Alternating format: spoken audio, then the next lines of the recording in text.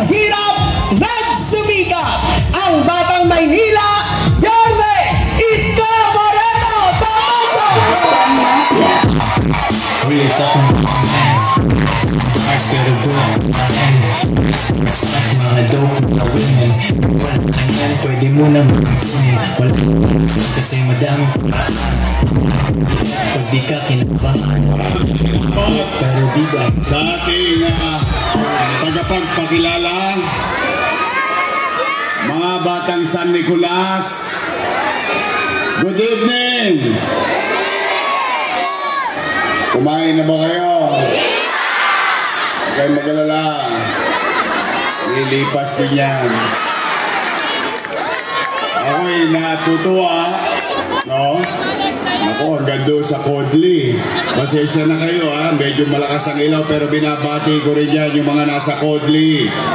Magandang gabi sa inyo. O, dito sa Wakali, sa kanan. Sa Wakali. O, mga taga-Sandbak.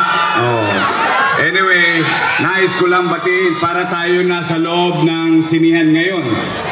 Kayong mga naririto sa baba, orchestra. Yun yung balcony. Natutuwa ako dahil alam niyo, marami sa inyo dito napakinggan ako ng mga ganitong panahon noong 2019. Dito rin ako nagsalita. At meron akong isang binitawang salita. Kung maalala nyo lang, noong 2019, dito mismo, sinabi ko, for 30 years, basurero pa lang ako. Kung naalala nyo yung Elizalde Road sa tabing ilog, squatter na tong gitnang ito. For so long. At meron akong binitawang isang salita. Ang sabi ko noon, wag na wag nyo na akong iboboto pag hindi ko kayo nagawan ng pabahay dito sa San Nicolas. At sa awa ng Diyos, bagamat pandemya pa, nagpapasalamat ako, at least matangos ang ilong kong harap sa inyo. Unti-unti nyo nang nasisilayan ang matagal nyo nang pinapangarap dahil nagkaroon na ng Binondominium 1. Kaya ko nilagyan. Ito naman para sa inyo. Nay, hindi ka nadudungaw dyan. Mag-e-elevator ka na rin. Kaya ko yan nilagyan ng numero Binondominium 1 dahil ang pangarap ko magkaroon ng Binondominium 2, Binondominium 3 at Binondominium 4.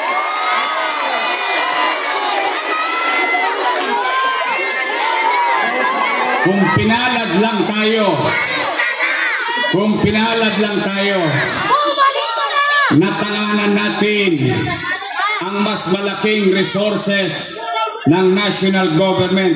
Baka ngayong gabi, nagsiselebrate tayo dahil hanggang Binondominium 4 tapos na. Pero magkaganon pa man, tuloy ang buhay. Sabay-sabay tayo mangarap.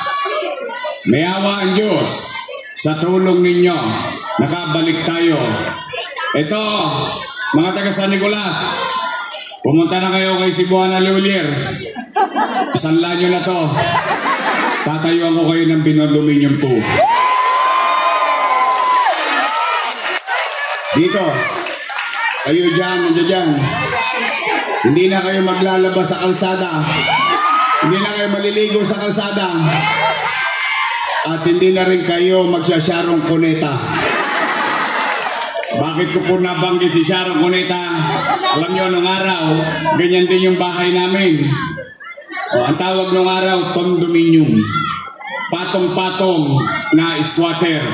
Kung meron man nakakaalala sa inyo dito, yung Mabuhay Street sa Arten. Kaya ko nabanggit na Sharon Cuneta dahil pag sumasama ang tiyan namin, ang kinakanta namin, balutin mo ako, dabis ng iyong pagmamahal. Kaya lahat ng truck sa Arten, kawawa. Pag ginabot yun, naku, Diyos ko. Nananay ko, mga tatay ko, kumapit kayo, may awa ang Diyos. May awa ang Diyos. I'll do my best. Sa mga minamahal kong lolo at lola, I love you. Pinaka-paborito ko yan. Ang mga nanay at tatay natin, senior citizen. Kayo ba, nagbabago na ba ang damdamin ninyo? Nagkaabutan na ng 3,000 eh.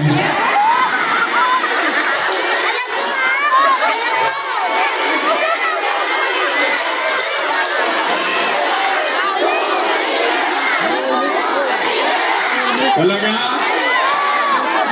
Kahit na ginawa nilang 3,000 yung 1,500? Talaga? Gusto niyo ba talaga akong bumalik? Di nga. Pataas ka kamay na gusto akong bumalik. Promise? Text man ha? O sige. Siyempre, nangangamba din ako. Baka minsan mabuladas kayo. Dahil hindi lang nagabot ng 3,000, nagabot pa ng 1,000. May 5 kilong bigas pa. Baka nagbago na damdamin ninyo. Talaga? Araw-araw akong inalmusal ng mga yon. Ako ang almusal. Tanghalian. Hapunan. Yung isa naman, ginawa kong pulutan sa inuman. Kung ganyan ang damdamin ninyo, ipanatag ng loob ko. Nalulungkot lang ako. Huwag kang malungkot! Nalulungkot lang ako dahil yung mga dati kong kasama, nung araw, panay ang papuri sa akin. Ngayon, ako na ang pinakamasama sa mata nila. Kaya nga, ulitin ko, tanong ko, gusto nyo ba talaga akong bumalik? Marami daw akong utang. Talaga?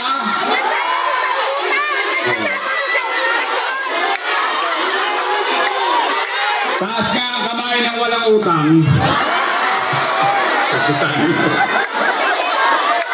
Kaya ko naman, sa totoo lang, hindi naman ako papatol sa kanila. Yung mga panirang ginawa nila simula nung Nobyembre, nung Disyembre, January, February, patawag dito, patawag doon, 1 bulig dito, 5 kilo doon. Siyempre, nakakatakot din dahil gipit ang tao. Sabi ko naman, doon sa mga nakausap nila, sabi ko, tanggapin nyo na tanggapin. Sayang din 5 kilo. Paisaing din yun. Tapos may 1 bulig ka pa. May pan-Jollibee ka pa. Mamantikaan man lang tayo kahit konti. Tama ba? Pero, mga kababayan, ngayong gabi, wala kayong maririnig na panira sa amin. Wala. Bakit? Hindi mo kailangan manira ng kalaban mo sa politika at hilain mo yung paa para ikaw naman ang umangat. Hindi totoo yun. Ang taong naninira kasi walang nagawa.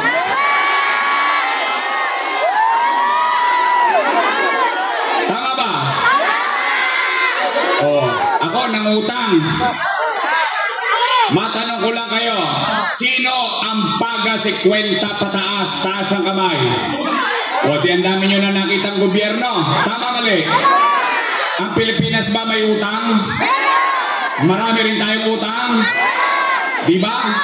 O ako ng utang pero may binondominium. Nay! Tay! Mga lolo't lola ko, mga batang Maynila, minsan hindi ako nagkubli sa inyo.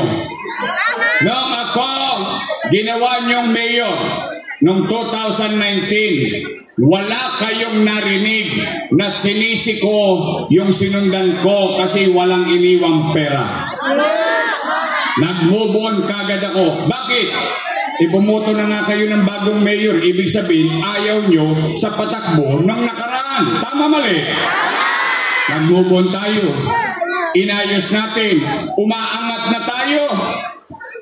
Biglang nagka-pandemya. Sinong mag-aakala na darating sa buhay natin? Unang dumating yan sa mga ninuno natin.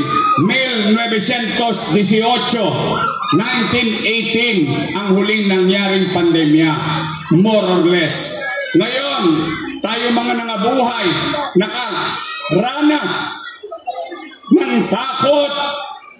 Baka tayo'y mamatay dahil sa COVID-19. Nakaranas ng hirap ng buhay. Pandemya, ano nasira? Ekonomiya. Pag walang ekonomiya, walang trabaho. Pag walang trabaho, walang picha. Pag walang picha, walang chicha. Tama mali? Pero, kayo na mga nasa harapan, sa Wakali, sana ka hanggang doon sa Kodli. Kayo na lang ang testigo ko dahil yung iba'y patay na. Wala tayong magagawa. Talagang ganun na nangyari.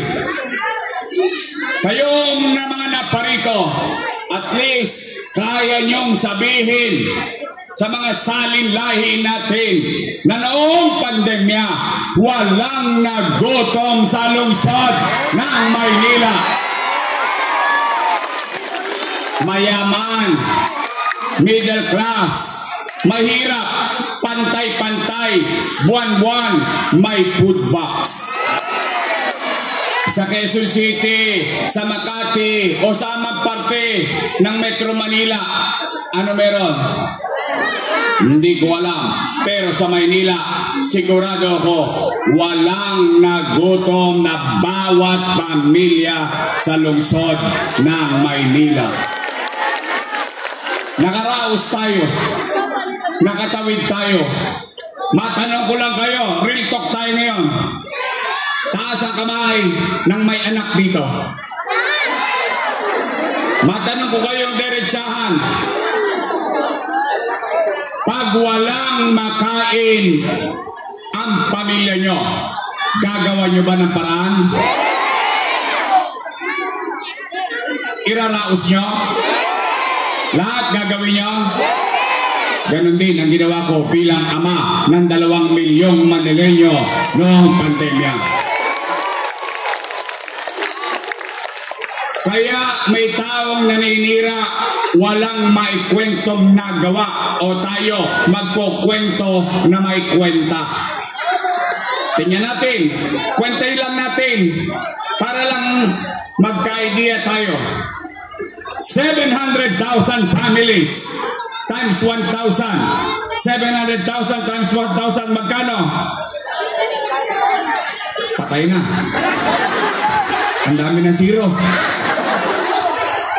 700 million pesos buwan-buwan. Times 8. Lalo na nagka-leche-leche. 8 times 7. 5.6 billion piso. Saan ko kukunin yun? Ano, may puto ko ng ginto? Chicha pa lang yun.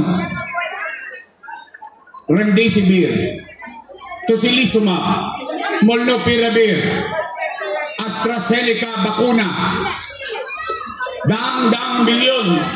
Ospital ng COVID, 300 million sa Luneta. Mabuhay lang ang mga taga Maynila noong pandemya. Isama nyo pa, naalala nyo yung unang-unang bigay? 700,000 times 1,000 pesos bawat pamilya.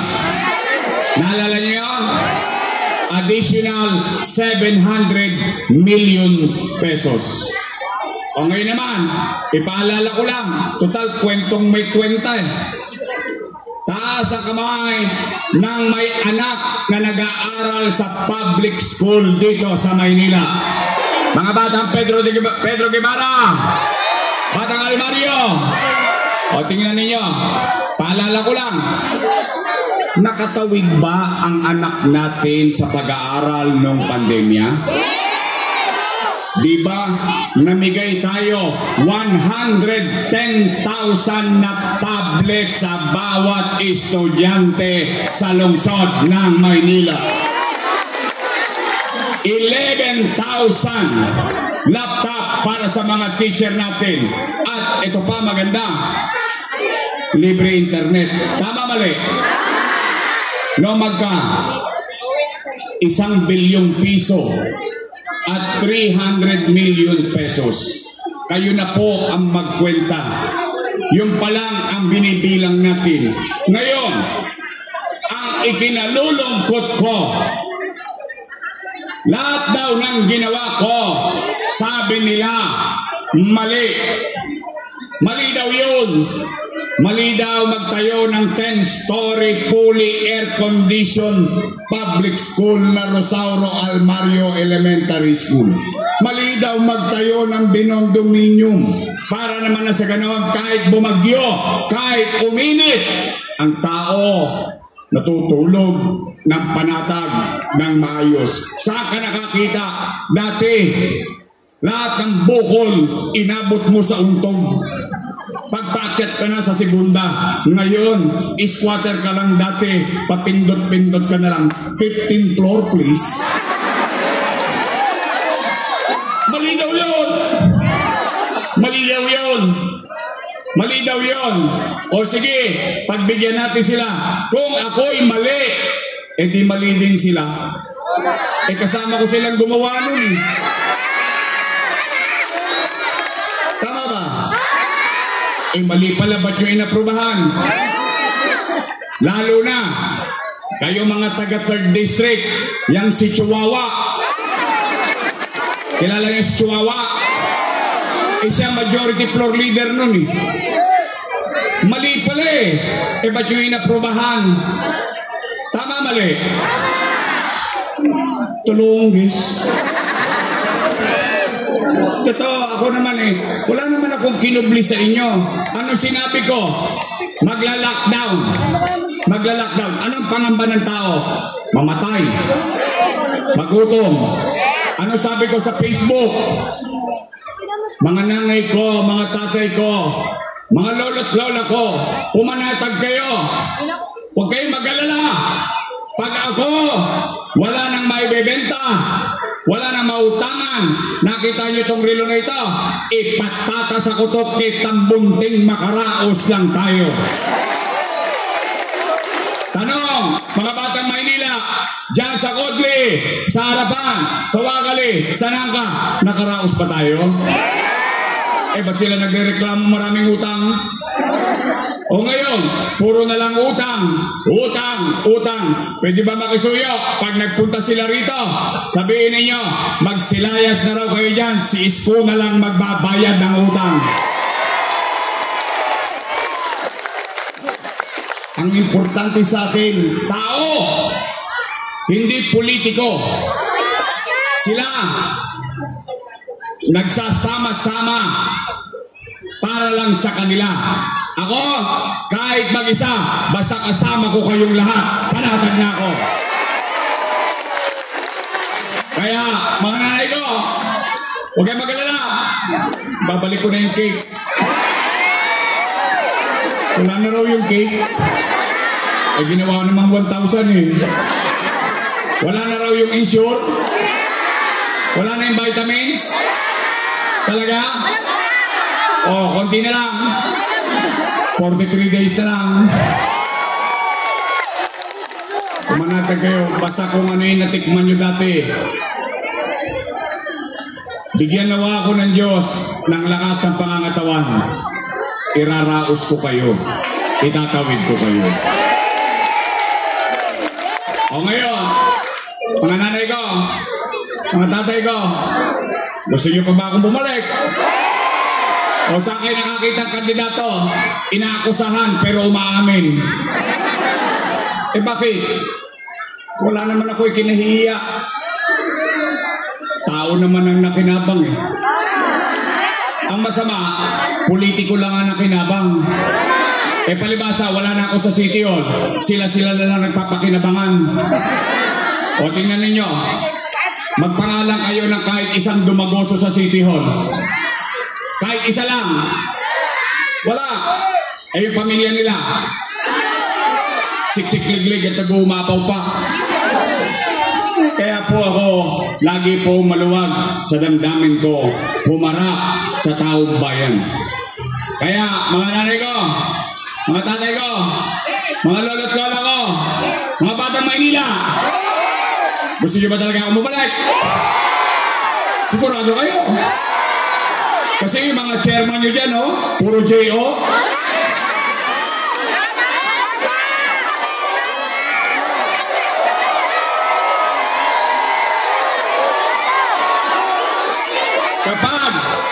Kapag ang chairman ninyo at kagawad ninyo, ipinipilit sa inyo, yung nakaupo, magtaka na kayo. Ayaw nyo na, sinusubo pa sa inyo. Magkano kaya ang dahilan? Sarap siguro ng J.O. Joke only. Hindi o. Kasi talagang, ano na ngayon eh, napansin ko lang mga nanay ko, ako naman naniniwala ako matatalino kayo. Alam kong gipit kayo.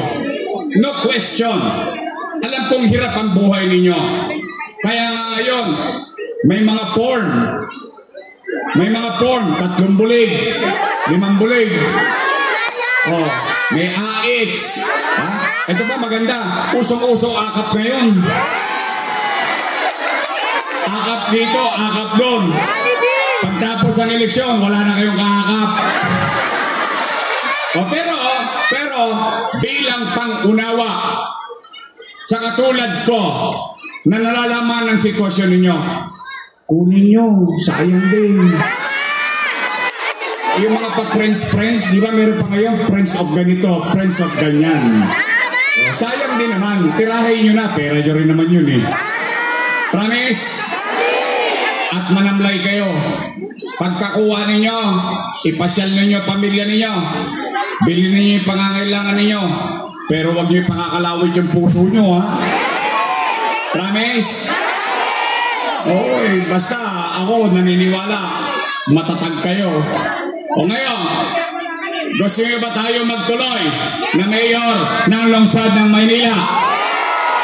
Matanong ko lang kayo, natanong ko na dito ang mga nanay ko at tatay ko. Pero tatanungin ko na dahil general public ito. Nay, tay, hindi ko alam kung napapansin ninyo, yung napapansin ko din. Pero kayo na sumagot dahil sinabi ko kanina, ayaw kong maninira eh.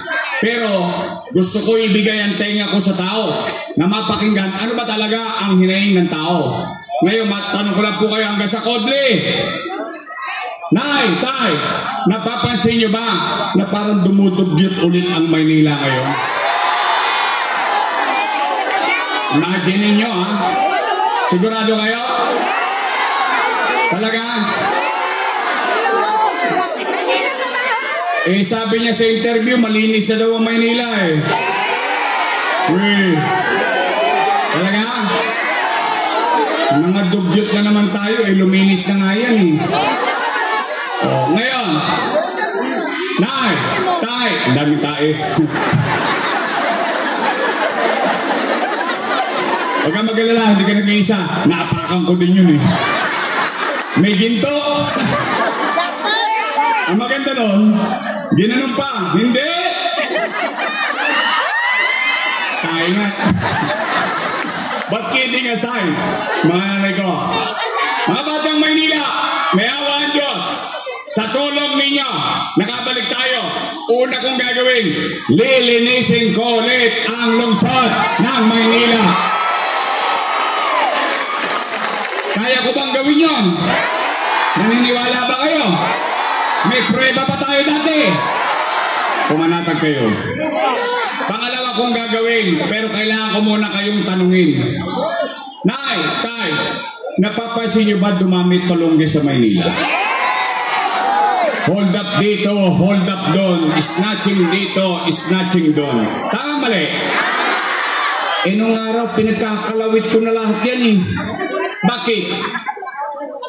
Kasi nung araw, nung panahon ko, may gobyerno sa umaga, may gobyerno sa tanghali, sa hapon, sa gabi, hanggang madaling araw, may gobyerno sa lungsod ng Maynila. Kasi si Yorme, madaling araw na nasa kalye pa. Tama mali? Gusto nyo ba ibalik ang kapanatagan ng pamumuhay sa Maynila? Gusto nyo bang matulog uli kapeligro de ora? Mahimbing ang tulog ninyo dahil panatag kayo, dahil alam ninyo si Yorme nag-iikot pa, nangangalawit pa ng mga tulongge sa kalsada.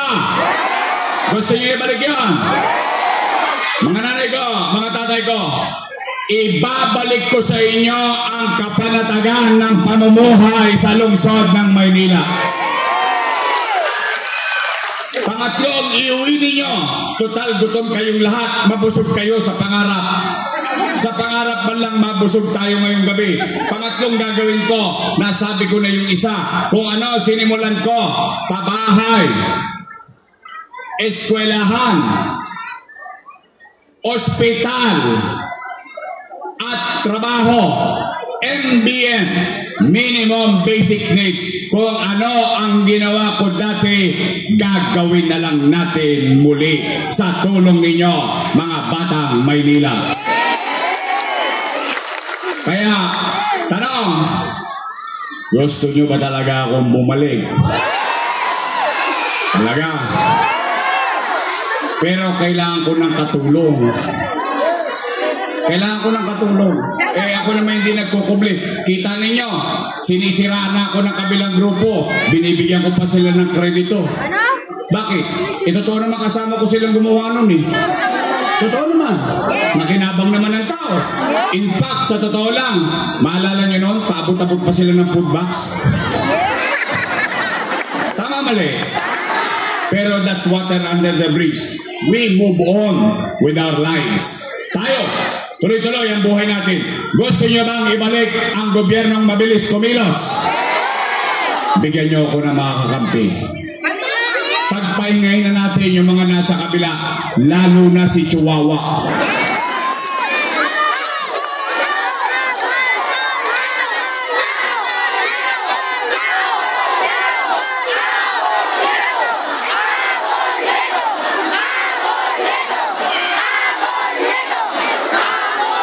Si Chihuahua, nagtatapang-tapangan lang yon, nangihiram ng tapang sa alak. Pero kayo, tatanungin ko na kayo diretsahan. Nakita nyo na ba dito yan ng normal na araw? Nabisita ba kayo niyan dito?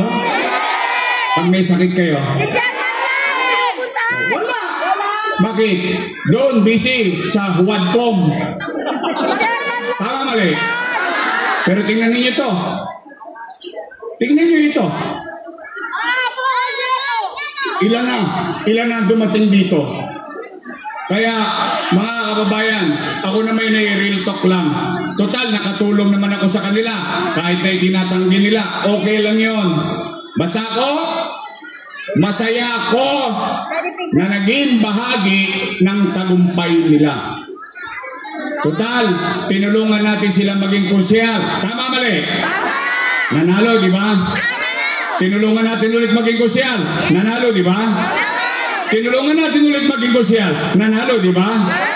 Tinulungan natin yung kapatid na konsyal. Nanalo, di ba? Pinababa natin kapatid. Pinatakbo natin congressman. Nanalo, di ba? Total tayo naglagay. Pwede ba tayo na rin magtanggal sa kanya? Pwede? Ay, mga taga San Nicolas. Sisingilin ko kayo. Aabangan ko boto rito sa San Nicolas. Kailangan walang makuha ang boto yan. Ang makuha lang niya yung binigyan niya ng JO. Nabigyan na ba kayo ng JO? Hindi ba? Mahinang klase pala kayo. O di ba ayan nyo na yun. Basta, bigyan nyo ako ng mga kasama. Nandito na sa kodli ko ang buong Yormes Choice. Mga nanay ko, mga tatay ko, nandirito, may asim pa. Natikman nyo na ba yung cookie niya? Masarap ba? Matamis? Siltamis ang pagmamahal niya sa ating bayan. Mota Uson! Konsehal Chris Tagle! Bong Alvarez! Ito, marami makaka-relate. Rolling. Rolling. Rolling J!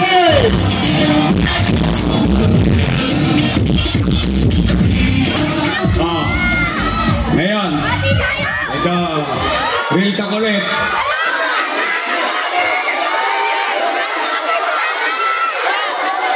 Sino mas pogi? Yung tatay o anak?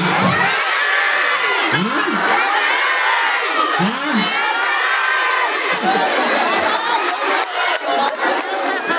Against the light. Sino mas pogi? Si Letnet, si Tol? Sino? Si Tol? Di ko si Altol, Sargan.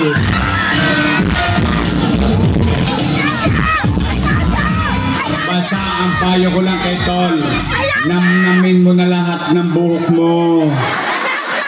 Alam ko na kung saan papunta yan. Magsasyagi yan. Sa gilid na lang. Oh. Nay. Ito naman, on a personal level. Basta ako, masaya akong nakatutulong sa tao, sa isa o sa maramihan. Katulad ni Chihuahua, itanggi man niya, wala na akong magagawa doon. Basta natulungan natin sila. O tapos na, we move on with our lives. Mga batang San Nicolas, mga batang 3rd District, pwede ba gawin natin ng congressman na makikita natin, makakausap natin, nakangiti lagi at may malasakit sa kapwa? Apol Nieto!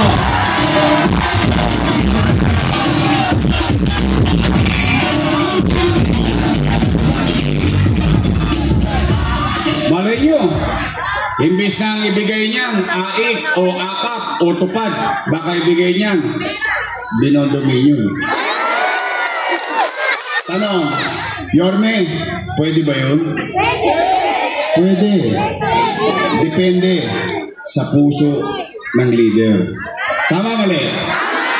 O yung vice mayor ko, may asim din. Mukha lang ko siyang 19. Naintindihan nyo na yun. Takorens na po yan. Siya po ay graduate ng LaSalle Political Science. Wow! Ay, di alam niya ang trabaho. Tama, mali? Oh, siya graduate ng LaSalle.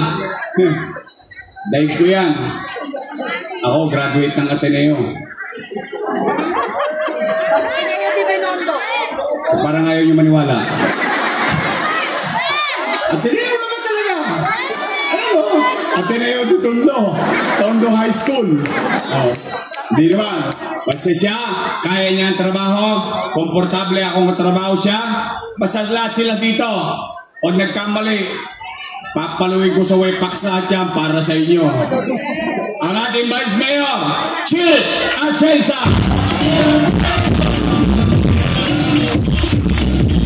O kanina, may mga nagpunta rito, mga national candidate. O ako naman, natutuwa ko. Binigyan tayo ng oras. Marami naman kayong ibobotong senador. Tama, mali? 12 naman yan. O kung sino yung nagpunta rito. Una, Bongo. Tama? Mr. Malasaki. Pangalawa, si Amy Marcos. Tama? O, pangatlo, pwede ba makisuyo? Si Congressman Rodante Marcoleta. Isama natin sa balota. Promise? O, bahala na kayo sa siya muna. Saka na natin pag-usapan yun. Pwede? Eh, baka naman ako makalimutan yun. Promise? Your Miss Choice tayo? Promise? Kasi dalawa lang naman ang pagpipilian ninyo eh. Dalawa lang. Unang grupo, Your Miss Choice. Matamis. Yung pangalawang grupo, Ladies Choice. Ba't parang nakasimangot kayo lahat? Wala akong sinabi, kayo may sabi dun ha?